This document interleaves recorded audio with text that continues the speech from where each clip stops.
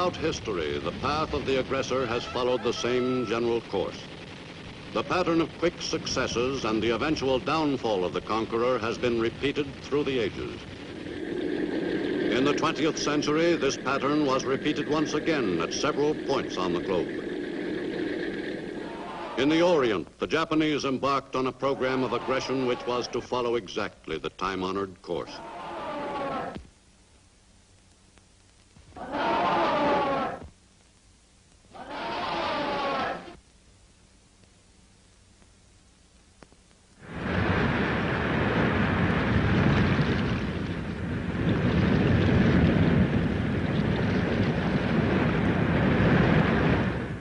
For centuries, the Japanese lived in the conviction that their country was created by the gods as the center of the universe, and that they were destined to rule the world. This firmly rooted conviction was as old as the Japanese nation itself. Soon after Hirohito succeeded to the throne in 1926, as the 124th emperor, allegedly descended directly from the sun goddess Amaterasu, the program for extending Japan's rule began to gain momentum.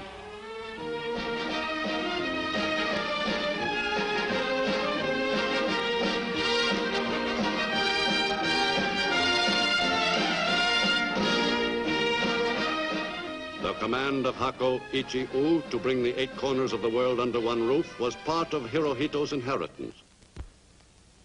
Japan extended its control over a considerable area following World War I, in which it participated on the Allied side. The plums of victory included German holdings in China and the Mariana Islands, except Guam, the Caroline Islands, and the Marshall Islands, all placed under Japanese mandate. In 1931, Japan embarked actively on its program of conquest. Clashes between Japanese and Chinese in Manchuria prompted the Nipponese militarists to take action. Without waiting for any formal declaration of war, Japanese troops attacked.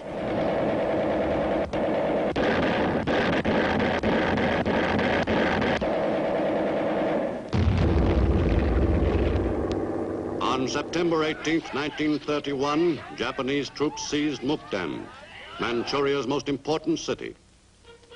And on March 1, 1932, the new nation of Manchukuo was proclaimed. The new country was supposedly independent, but actually it was purely a Japanese puppet state. The opportunistic weakling Bu-yi was made the new ruler and was later installed on the ancient throne of the Manchus by the Japanese, who kept a discreet but firm control over the affairs of the new nation. To all outward appearances, the new Manchurian leaders were merely friendly neighbors of the Nipponese. Actually, Imperial Japan dictated the policy in Manchukuo.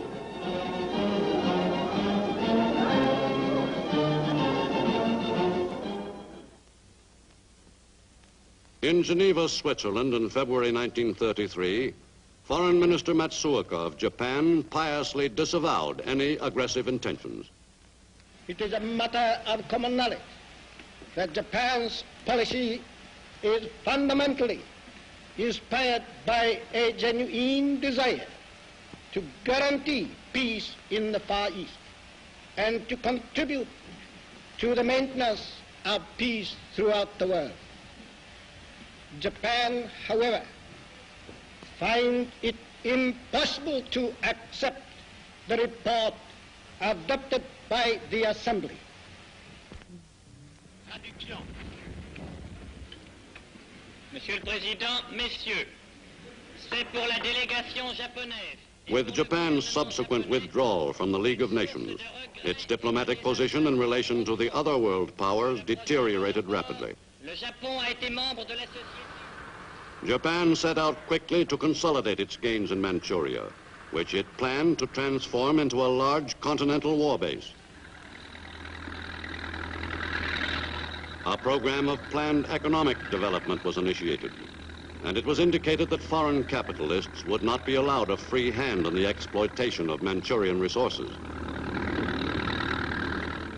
The new country was rich in mineral deposits, and the Japanese army, the real ruler of Manchukuo, quickly stepped up operations at key mines like the Fushun collieries. In the hurried development of Manchuria's resources, thousands of Chinese were pressed into service to work in labor gangs.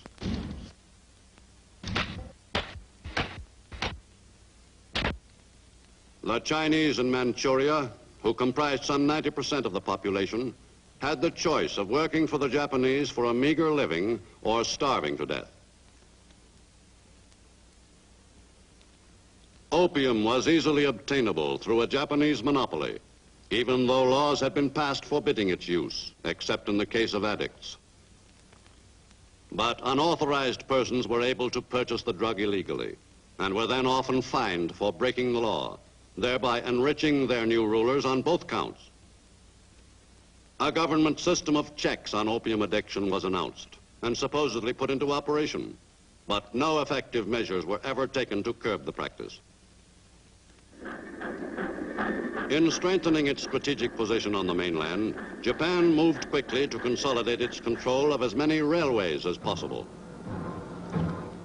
After seizing the Chinese-owned lines, the Japanese army directed that new roads be built. Several important lines which link key cities with port facilities, and a number of branch lines.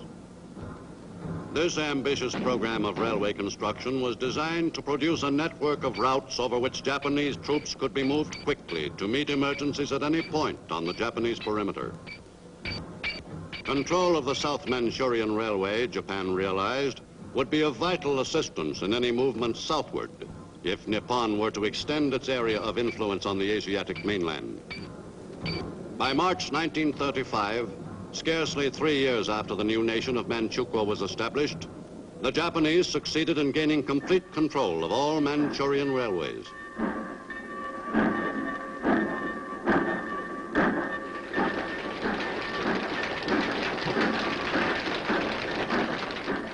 But Manchuria was only a short stop on Japan's road to domination in Asia. To the south lay the rich countryside of China proper, a territory which had never been out of the thoughts of Japanese leaders since the beginning of Nippon's program of expansion. In July 1937, Japan accelerated its timetable of aggression. Following a skirmish at the Marco Polo Bridge near Beiping, the war between Japan and China, anticipated for some time, passed from the period of small local actions to more concentrated warfare. After unsuccessful attempts at a truce, Japanese forces poured into North China from Manchuria, and an offensive was launched in the northern Chinese provinces.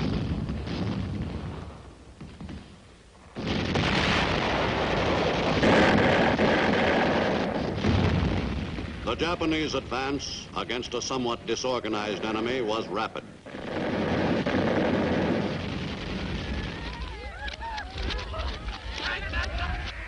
Within a few months, the Nipponese had gained strategic control of North China. In Tokyo in June 1937, a new cabinet headed by Prince Fumimaro Konoe assumed control of the Japanese government. As premier, Konoe dominated the regime which threw Japan into war with China and brought it to the brink of war with the West.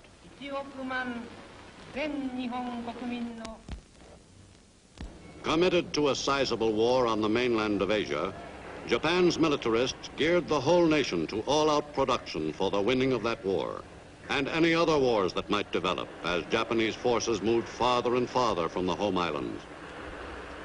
While the other major powers of the world were still at peace, Japan was busy testing the most modern weapons of war and learning from first-hand experience which were the most effective in battle.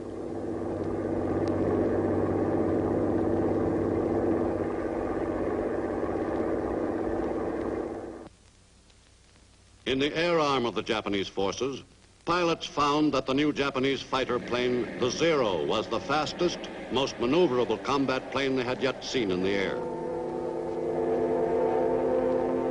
But in China, older models still proved more than adequate.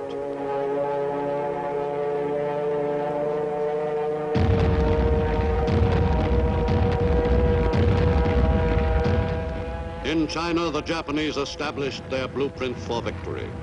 Nipponese planes bombed the largest Chinese cities, killing thousands of civilians. Special target of Japanese air attacks was Shanghai, which withstood a series of bombings before Japanese troops finally captured the city in November 1937, after a siege of 3 months. With the capture of Shanghai, the appetite of the Japanese army for still greater victories was whetted. The Nipponese troops prepared to press on at once toward Nanking, and an unforgettable orgy of rape and pillage.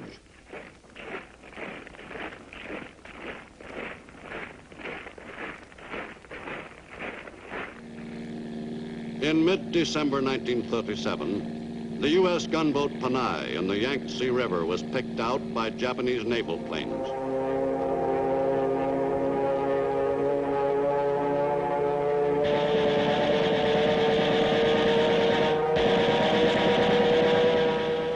The sinking of the Panay might well have touched off a war between the U.S. and Japan. But the pilots had made a mistake, the Japanese claimed. Among the victims were the first American fighting men to lose their lives at the hands of the Japanese. The Chinese became the first refugees of the struggle which was to become World War II. This was the beginning of years of being always on the move for many Chinese. Already, peace was only a memory. As the Japanese seized new territory, they took over the administration of the area at once. In some localities, the new rulers tried to act the role of sympathetic, understanding administrators. But the Japanese plans for further conquest didn't permit this act to continue for long. The Japanese badly needed the services of the people they'd conquered. Chinese farmers continued to work their soil, but now the harvest would benefit the Japanese. Many men were put into labor gangs. The Chinese had no alternative to working for the Japanese except death.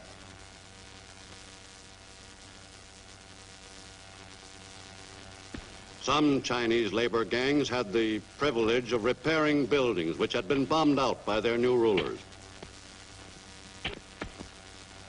In one way or another, all able-bodied Chinese were worked unsparingly by the Japanese in their drive to bring more and more of Eastern Asia under the emperor's rule.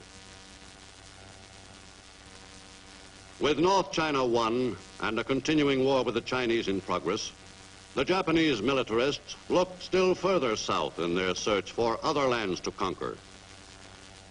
For the Japanese program of aggression called for a coordinated series of attacks on smaller countries with valuable resources, vital to the Nipponese war effort. The Philippines would prove a rich prize indeed.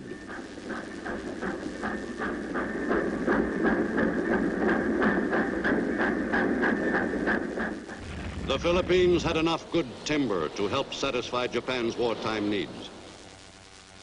On the mainland in Southeast Asia, Malaya was of particular interest to the Nipponese High Command. For Malaya, though not especially large in area, produced some 56,000 tons of tin each year, 30% of the world's output. Even more important was Malaya's wealth in rubber. That British territory's plantations produced more rubber than the Nipponese could use. If Japan should find itself involved in a large-scale war, Malayan rubber would help materially in stiffening the backbone of the Japanese war effort. At the same time, by seizing the Malayan Peninsula, Japan would deny Britain and the United States, its two most important potential enemies, one of their principal sources of rubber.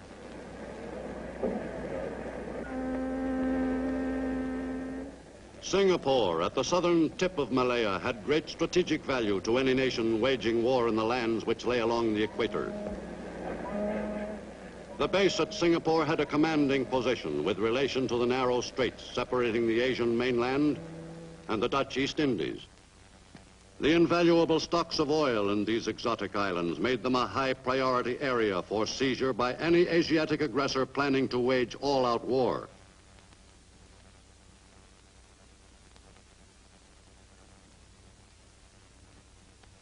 These lush islands also produced most of the world's cinchona bark, from which quinine is made.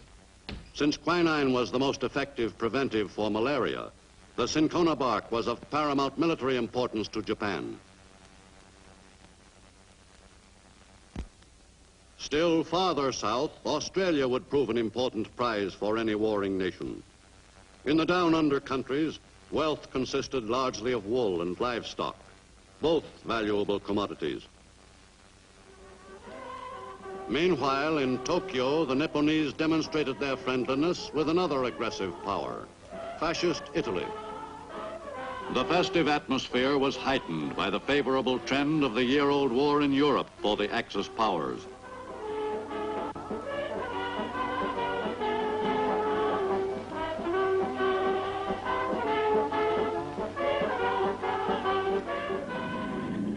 In 1940, the timetable called for further expansion on the Asian continent.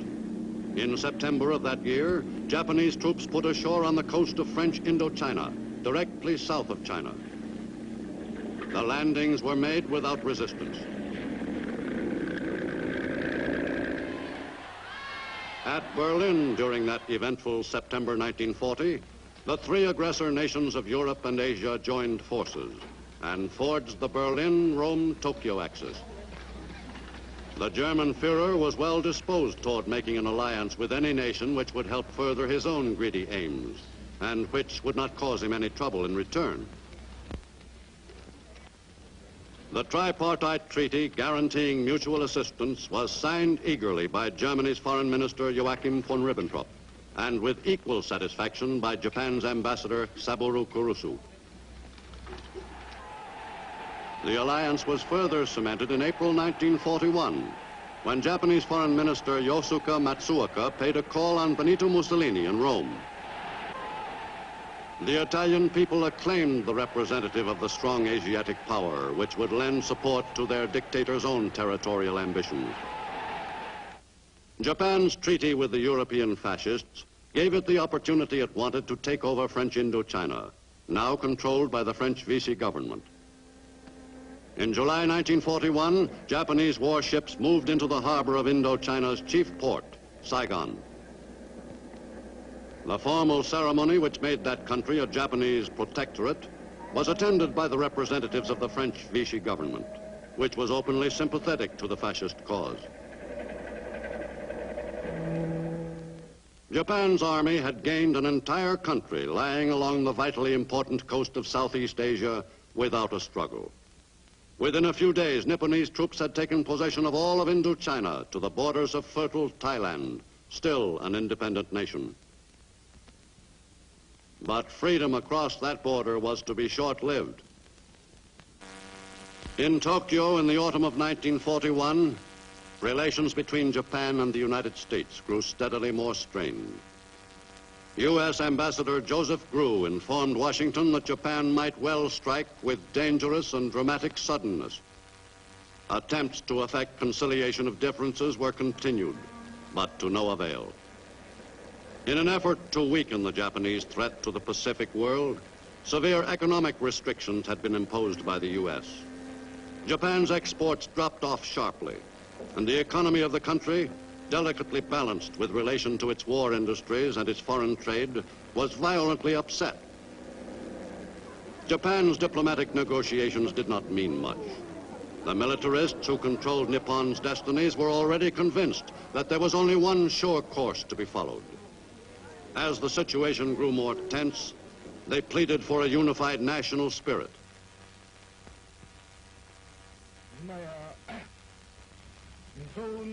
The Japanese nation is faced with a serious crisis and will more and more carry out preparedness for national defense. Under the Emperor, it is expected that the whole nation will strive for the advancement of the Far East.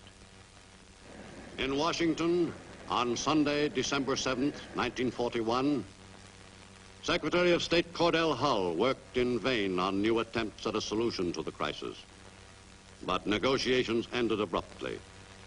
Early that afternoon, he received two callers, envoys Nomura and Kurusu, who informed him that the Japanese and American positions were irreconcilable. In the Pacific, a fast Japanese fleet stood off the island of Oahu, ready to carry out Japan's secret decision to plunge the Pacific into total war. The pilots of the carrier planes which were to strike the first blows dedicated themselves to their task for the glory of their emperor and in honor of their ancestors.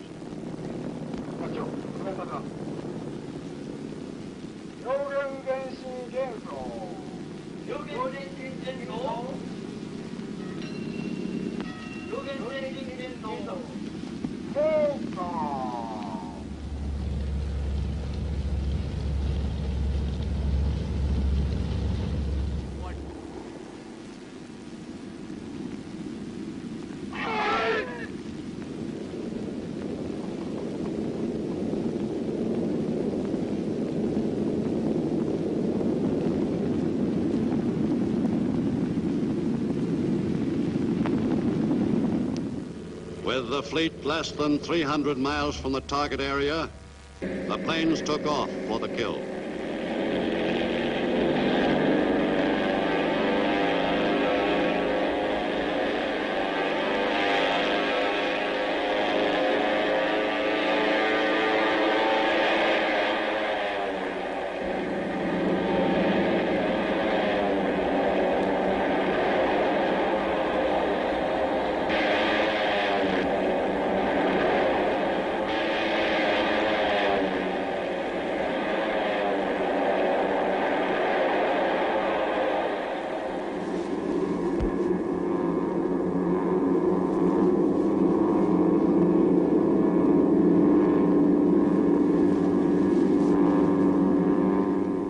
Even before the Japanese envoy's call on the U.S. Secretary of State, Japanese bombs were away over Hawaii.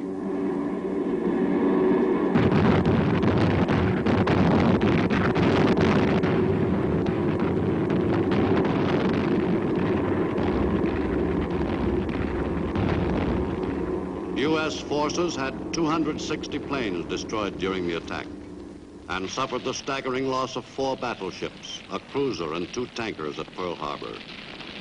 In addition, 4 battleships were badly damaged. Thus, at one blow, the U.S. Pacific Fleet was all but demolished. In Tokyo, Premier Tojo made it official. The imperial rescript declaring war has just been promulgated. The valiant imperial army and navy are at present engaged in a fight to the death. Now is the time for our 100 million countrymen to offer their all, to pay their duty to their nation, and to sacrifice themselves for their country. The rise or fall of Japan, indeed the fate of the Far East, depends upon the outcome of this war. In Washington, President Roosevelt responded quickly. Surprise offensive extending throughout the Pacific area. The facts of yesterday and today speak for themselves. I believe that I interpret the will of the Congress and of the people when I assert that we will not only defend ourselves to the uttermost, but will make it very certain that this form of treachery shall never again endanger us.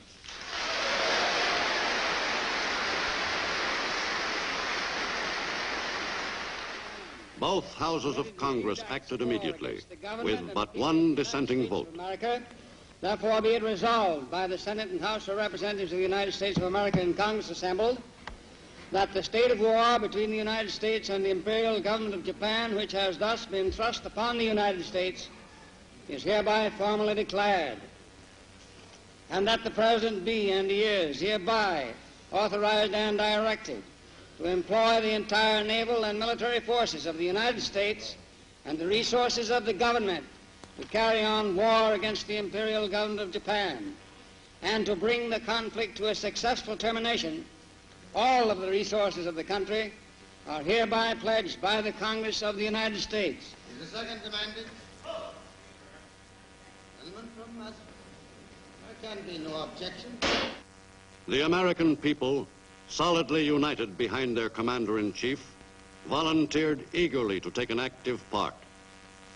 During the next 4 years, millions of Americans forsook the pursuits of a peaceful life to fight the enemy on battlefields all over the world.